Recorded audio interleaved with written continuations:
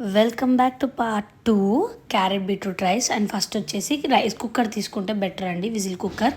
And కొంచెం oil, కొంచెం నెయ్యి, చెక్క, లవంగం అవన్నీ వేసాను. అండ్ కొంచెం జీడిపప్పు, ఆనియన్, క్యాప్సికమ్, కొత్తిమీర, పుదీనా, కరివేపాకు చెప్పాను కదా, అవన్నీ కూడా వేసేసి ఫ్రై చేసేసి కొంచెం లైట్గా ఫ్రై కాగానే క్యారెట్ బీట్రూట్ తురుము కూడా వేసేయాలి. ఆ పచ్చివాసన మొత్తం పోవాలి. ఆ తర్వాత కొంచెం సాల్ట్, కొంచెం అల్లం వెల్లుల్లి పేస్ట్ వేసుకోవాలి. అది కుక్ అవ్వాలి. కుక్ అయ్యే తర్వాత మనకి పసుపు మంచిదని వేసాను, అంతే, మీ ఇష్టం అది. అండ్ ధనియాల జీలకర్ర పొడి, గరం మసాలా వేసాను. అండ్ నేను తీసుకుంది 1 గ్లాస్ బియ్యం, అండ్ కాబట్టి 2 గ్లాసెస్ వాటర్ పోసాను.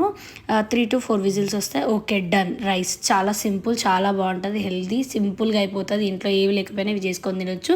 అండ్ ఈ రైస్ నేను మా అక్క దగ్గర నేర్చుకున్నాను, మా పెద్దమ్మ వాళ్ళ బిడ్డ దగ్గర. చాలా బాగా చేస్తుంది మా అక్క.